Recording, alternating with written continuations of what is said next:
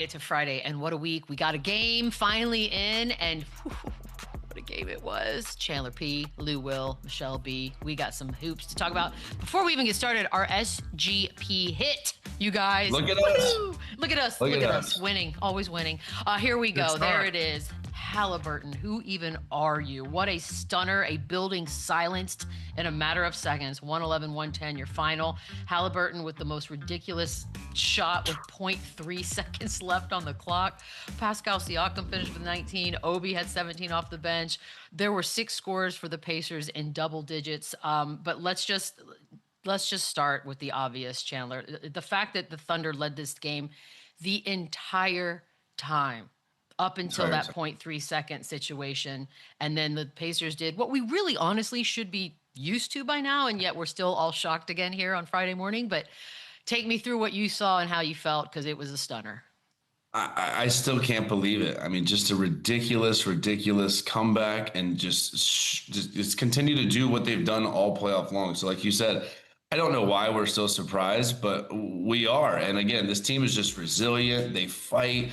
They're getting breaks like this where they're hitting shots off the glass. They're getting to the hoop, but this team earned it. They made big plays down the stretch. This was an insane shot by Nembhard. Then he goes down the other end and plays unbelievable defense on SGA to get the stop. Little plays like this is just exactly who the Pacers are, where a shot goes short, Siakam doesn't stop playing, he gets the offensive rebound, and they really just don't stop fighting and playing until the buzzer sounds. And the early turnovers were killing them, right? They had 24 turnovers to 6 Oklahoma City turnovers and still find a way to win the game. And Haliburton, this wasn't even his night. They were letting Nembhard be the primary handler early or late in the game. And then still, how about the trust in Rick Carlisle just did not call their last timeout, put the ball in Haliburton's hand, and just let him do what he's done all playoffs long, and that's just make a huge play for their team when they need it the most. So this was incredible. I think this kind of shocked everybody. That arena last night, you could hear a pin drop. Like everyone in that city right now, I think everyone in the world was shocked, and they shouldn't be. This team is for real. Tyrese Haliburton is for real, and this team is not just going to lay down. They don't care if they're 10-point underdogs, 12-point underdogs. They think they belong here, and they showed us last night they do. I wasn't surprised at all. I'll be honest. Now, I did have OKC finishing this game, and obviously they were winning the game for, everything but 0.3 seconds. But when you turn the ball over 9 times in the first quarter, then you turn it over 9 more times in the second quarter, and you're still in the game, you can see the writing on the wall. Like, this is a team that's always went on runs, and they can score in bunches. So when they were down and they were turning the ball over, OKC wasn't scoring on those turnovers. They did a great job in game planning and saying, hey, this team forces turnovers, but if we turn the ball over, don't hang our heads, just battle back, get back on defense and build a wall and make them score in the half court instead of the transition. I think they did that well. I think they also, even on the dead ball turnovers, they were able to get back and build that wall on defense. So they were never out of this game. As many turnovers as they had in that first half, it was an 8-point game. It was an 8-point game. They were lingering around. I think it ballooned to 15, but even when it got to 15, they got it right back to where it was manageable the entire time. Obi Toppin, he was off to a slow start. He had 3 turnovers in the first quarter, probably had some jitters from it being his first NBA Finals appearance. Once he shook that off, he made some timely, big shots. Nembhard made big shots. Nesmith made big shots. Pascal Siakam was the steady one. We were criticizing Holly the entire game until he made that shot. These guys won this game by committee. And again, if you don't put this team to bed, if you don't put them down immediately, they're always in a position to come back and beat you. And that showed last night, and give credit to Carlisle. He didn't call that timeout. They found their guy. That some people can make the case that Holly was struggling or he was having a bad game. Everybody was ready to criticize him, but you give him one opportunity to win a basketball game. I remember Sam Cassell used to always tell me that. Listen, if you're struggling in this game, it's all right. Just make a big play, make a big shot, and we go home winners. And that's what Tyrese Haliburton did last night. He didn't hang his head. He didn't make any excuses. He didn't worry about anything. He stayed steady. He stayed the course. He made a big shot, and he stunned OKC, and he put him to bed. Yeah, I don't think anybody in Indiana this morning woke up and was mad at Tyrese Haliburton for the way he played for the 3.5 quarters. You know what I mean? I mean, our boss was mad More at him than last 3.5 night. quarters, Chandler. About. I'm convinced. I'm convinced that's what happened. The minute we start talking smack on the thread, bam! It's like we were. It was ridiculous, and it was true. They put the ball out of his hands. They gave it to Nembhard. They were finding other ways to be successful offensively, and Nembhard had it going. He was kind of picking the defense apart, which is unbelievable how good he is in the postseason too against that defense. But Lou touched on a great point. OKC had 14 steals and 24 turnovers they forced, and they only scored 11 points off turnovers and 11 points in the fast break. Like, that is not taking advantage of what you do great. What they do is junk up the game, force you to, play fast, make you uncomfortable, and then they get out and score. They didn't capitalize last night on what they do best, and that was a huge issue because it seemed like the game was out of hand. They did get down 15 points at one point. But they would come back and Nesmith would hit a three. They'd come back and Nembhard would hit a three. Siakam would get a bucket. Miles Turner would hit a three. Like, everybody had pivotal moments last night where they stepped up and they hit big shots just to kind of keep this game in reach. And then when it matters the most, Tyrese Haliburton, I mean, this might be one of the most clutch playoffs ever. Like, I can't think of another guy, superstar or not, who's done what he's done. Here we go. Okay. Before we get to superstar or not, because I don't think I didn't hear you say that just now, the one stat that, again, we've had these crazy stats throughout these playoffs, and I can't get enough of them, and my brain's got too many, but 0-182 is where we sat before last night when teams were down by 9 or more with 3 minutes left, which, by the way, is a very logical conclusion. If you're down by 9 with 3 minutes left, you probably end up losing that game. That's since 1971. That changed last night with the Pacers win. Now, one team has been able to pull that off. Here we go. Lou, I'll start with you because Chandler and the superstar thing with Tyrese Haliburton's an interesting conversation. I don't know who is having a better life right now, a better career, a better run, a better stretch, call it generational, whatever you want to call it. Yeah. Tyrese Haliburton has been doing something that has not been seen in quite some while. Has he become, in your mind, one of the best clutch players, especially because he's doing it all in a postseason? He's having a great run. I'll be honest. He's having a great run. You know, we like to say ever and list and all of these things, but right now, in this moment, he's everything that you need in an all-star caliber guy to carry you over the finish line. He got a lot of help last night. But again, when you get down to that last stretch of the race and you hand that baton, you're going to hand it to the fastest guy on the team. That was Tyrese Haliburton last night. You can do everything you can, but we need you to get us home. We need you to get us home in one piece, and bang, he does it right here.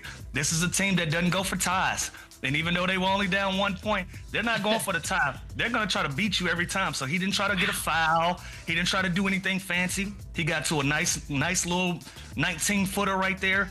A lot of times we'll say that's a bad shot. Analytics is going to tell you that's a bad shot right inside the three-point line right there. That's where he got comfortable. That's where he created space.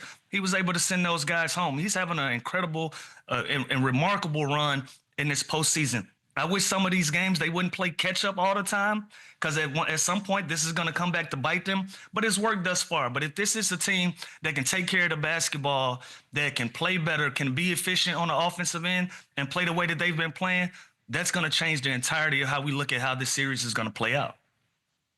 Yeah, and how about this? It's getting to the point where I'm double teaming him if the game's on the line. I'm not letting him do this. I've never seen. And I'll say it.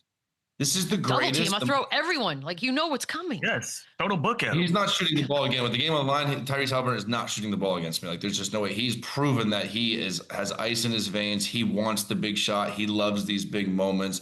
And again, this team does too. This is the 5th time they've been down by 15 points or more and come back and win. This is ridiculous what this team is doing. They are up 1-0 in the finals. It's unbelievable. But Tyrese Haliburton, again, the whole not superstar thing.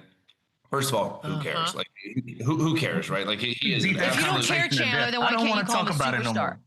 Because I'm just saying, like, again, about it no more. After a shot like last night in a postseason, what he's doing, I don't even want to nitpick him and say he's a superstar, say he's not a superstar, because who cares? He's unbelievable. And what he's doing, I will say, it is the most clutch playoff performance stretch I have in the history of the NBA. Like no four game winners or game tires. No one's done that. There's been superstars, huge, way bigger names than Tyrese Haliburton that have not come close to doing what he's doing right now. So I don't even want to take away and say he's a superstar. He's not a superstar. They don't care. Tyrese Haliburton doesn't care. And he is willing their team to these wins and forcing overtime like no one has ever done before. So you got to give him his credit. You have to give the offensive credit. This was a balanced attack. Anytime you have 6 guys in double figures, you almost shoot 50% from the field. I think they shot 46% from 3 or something. Like when you do that, this offense deserves to win. And they put themselves in position by not giving up, being resilient, and putting the ball in the most clutch person's hand in the NBA. Like right now, redo the voting. Jalen Brunson does not win Clutch Player of the Year.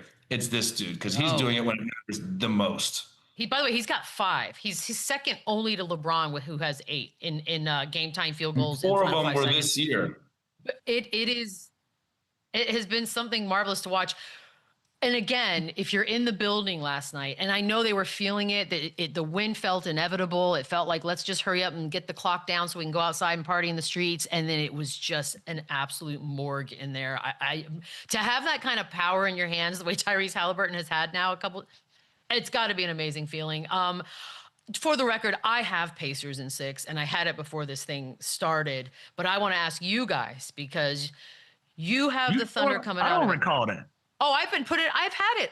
Well, maybe it was on my other show that now no longer exists, but I've been saying it out loud publicly for a while. It's on my social. Let me ask you this. Does last night do anything for you? Does it change the idea that perhaps maybe this could go the other way? It does. I mean, it's the race to 4, right? So despite popular opinion, they're 3 games closer to the championship. And OKC has to get on the board. You know, I still feel like it's OKC in 5 or 6, but when a team can turn the ball over 25 times and still find a way to win the game, you got to recalibrate how you're looking at this thing. I don't care how smart you're trying to look or how genius you want to come off and predict everything right. This is basketball. It's the most unpredictable sport that you can imagine. So everything that we thought that we knew, Indiana erased it off the board. And OKC got to adjust. You know, I thought I got to give this one to SGA. I thought the ball got sticky last night. I thought he tried to work with the nerves and to work off some of the anxiety that he was having for this game. I thought he tried to shoot himself into this game. He probably shot him out of it. You know what I mean? I think he was very aggressive. You know, you had 10 attempts in the first quarter, right? Not necessarily uncharacteristic of him, but this is a team that's had success in their ball movement, the ball moving back and forth, side to side, everybody touching the ball, and they would turn good shots into great shots. I thought last night they played in a lot of traffic, and it started at the top. It started with SGA. I thought he was ultra aggressive, and it backfired. And as a result, I don't think they got the continuity in the ball movement that they're used to having last night. And Indiana was able to creep around in this game. And again, when either one of these teams are going to start making shots consistently, that's where the momentum was going to swing. And so once Obi Toppin got going, once Nembhard made a big shot, once Nesmith made a big shot, now you got a different series. This team is taking what they're given on the offensive end. And OKC was kind of just settling and playing too much ISO basketball, and the ball got sticky and it bit them in the ass. Yeah, I mean, we could start being a little nitpicky about all that, Chandler. Jalen Williams had the ball. Like, what did you think? Were you a little surprised that that's kind of how they went given the season? Yeah, I was. And listen, up until the last shot, I was so ready to come in here and praise SGA for being aggressive and not letting them lose by taking all their shots, and praise Lou Dort, who wreaked absolute havoc last night. Like, he was unbelievable, and praise Dagnall for going to Cason Wallace in the starting lineup just to match up with the Pacers more and to get off to such a great start. Like, they did things right last night, just not enough. And they did get a little stagnant. They did get a little ISO driven and late in the fourth game, but that's also what they're really good at. It's what SGA is really good at. You don't want to see, Jalen Williams go 6 for 19 very often, but they did enough to win this game. I think it's more credit to the Pacers, how they stuck with it, how their offense kind of clicked, how they were making shots. When you shoot 50% from 3 or 50% from the field and 46 from 3, I think you're going to win a high percentage of those games. And the Pacers offense is capable of continuing to do this. And they've been the best 3-point shooting team all playoff long. So this is a dogfight. It should change your mind on the series. This series is by no means, going to be a beating by the Thunder anymore. I think people are on the notice of that. But yeah, I think the turnovers were key. Think about it. The Thunder did what they do best defensively, causing 24 turnovers, getting 14 steals, and didn't capitalize on that. They have to get more points in transition. They have to get more fast break points. They have to, capitalize on doing what they do best. And they didn't do that last night. Listen, shout out the internet, by the way. The memes coming out of this, like the Pacers are like zombies. You can't kill them. Thibodeau, like I tried to tell y'all, like there's just one after another, Lou. You can't kill them ever. You can't. You can't. And again, I'm going to talk about OKC again. They only had 13 assists in this game. Very uncharacteristic of the things that they've done that made them successful and the reason that we look at them the way that we do. They forced 25 turnovers. A lot of these were strips. A lot of these were them being in the passing lanes. Defensively, they were doing their job. Offensively, I thought they were stagnant. I just don't think they played well together last night. I don't think so. Usually in that first quarter is when you see them moving that ball side to side, getting a lot of easy looks, getting easy 3-pointers. Then they kind of went away from that. And as this game wind down, yeah, they have two of the better ISO players left in this series, and Jalen Williams and an SGA. But you usually can have other guys that are going to make impacts for you. It just felt like they were just trying to win the basketball game and they were going to be the leaders. That works a lot of times, but last night, it just didn't work. We're one pull-up jump shot away from having a completely different conversation. So we're not going to overreact to how they played and the things. They can make some small adjustments, but the things that made them successful on the offensive end, they just didn't get it done last night. And I'm sure they'll make their adjustments in game 2. It'll be another battle as well. And let's not forget, they did lose game 1 to Denver, and they responded very, very well as a young team. So they've been here before. They stayed cool, calm, and collect. I know SGA says it's just another game. It's not just another game. It's the NBA file, so it kind of Shaq did not like that. a little bit more weight on this. It's not just another game, but that's also what makes him great. That's also what makes him a great leader, and he is just calm. Whether you're up 20, down 20, his demeanor does not change. And when you look at your best player and he's not panicking, that kind of sets the tone in that locker room. Being down, losing a game, smoking a game like this on your home court, the last thing you can do is panic. So I don't hate what he said, but they do have to be better. They do have to clean this up because they are in an absolute dogfight moving forward in the series. And the Pacers now know that they belong and they know they can beat them. And the Pacers woke up this morning thinking we are the better team. We are 3 games away from being NBA champions. Dang. I mean, look. Now, go ahead. Sorry, Lou. No, I don't want them to panic, but I need to hear some urgency. Like this is it. This is the NBA Finals. This isn't like you can't warm up into this thing. And if you've learned anything about the Indiana Pacers, you for sure can't warm up into this series against them. They believe that they belong and they believe that they can win games. And they have the confidence to go out and do it. So all of the cool stuff, we got to push it to the side right now. Let's get urgent. Let's get urgent. We want these guys. Now, I'm sure they're going to respond. They've been one of the best teams in responding to adversity all season long, whether it was Chet going down or whatever. They've been one of the better teams dealing with adversity. But right now, down 1-0, this thing is shifted back to Indiana. Indiana has earned themselves home court advantage right now. So if you find yourself in a dog spot find yourself in a dog fight like the New York Knicks did, we see how that ended for them. So you don't want to be the next team on that list. You don't want to be the next team that go down because you're too cool and saying, this is just another game. No, this is urgent. Now we got to go.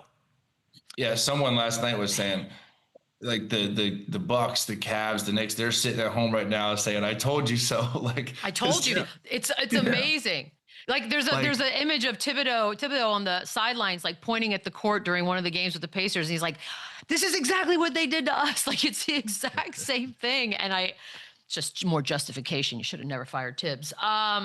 The lineup changes for OKC, and Dagnall talked about it afterwards and said there's some stuff they got to clean up, Chandler, and mentioned the fact that Cason Wallace is in the lineup rather than Hartenstein, and then the fact that Chet's out for a few minutes, and that's like they get outscored completely during that stretch of time. Give me a couple things that just stand out right off the top that do need to be cleaned up for game 2. I honestly like the move. I think going down to match their offense, that's what they do best, right? And the size advantage, I think when you add a Cason Wallace, who's an unbelievable defender, I think that's a smart plan. But then you look after the game and he's the lowest or the highest plus minus or the lowest with minus 13. I think they might adjust and go back and kind of take that away, because Siakam did early on just kind of, he wouldn't even try and play bully ball. He would just shoot over those guys when they went smaller. So I think that kind of hurt them a little bit. Chet, again, I didn't hate it. I was ready to come in here and praise the lineup switch. This is what we always talk about. These coaches have to make adjustments. He made the adjustment before they even played. So I respect it. It worked early. This team got off to an unbelievable start. Early on, everyone thought, man, this game is over. They're going to run him out of the gym, as did I. So I can't sit here and look at that and be like, oh, that was a mistake. I think now, after having a game film, that they can make adjustments, and Hartenstein did kind of provide them with energy, and Siakam did kind of expose the smaller guys in that mid-range where he just literally shoots over them. So I wouldn't be surprised if they go back to the double bigs with Chet and Hartenstein, just looking how this game finished up. But I didn't hate the move, and I kind of respected it, honestly. Yeah, I think it worked for the most part, right? I do think, now one thing I think Cason Wallace is a bad matchup for Siakam. Siakam was just shooting over him, or he was playing a little bully ball. But give him credit, Cason Wallace was battling. He was out there battling, so I don't hate that move. What I will say, he got to be more efficient with his bench. Now, you throw Wiggins out there, and you also throw Mitchell out there for 9 minutes and 4 minutes, respectfully. They didn't give you much. Tighten it up a little bit. Tighten it up to about 8 to 9 guys. And stay there. I know this is a team that wins by committee, and everybody that they put out on the floor, they feel like they can get some good production and good minutes out of them, and they can steal longer breathers for their starting guys.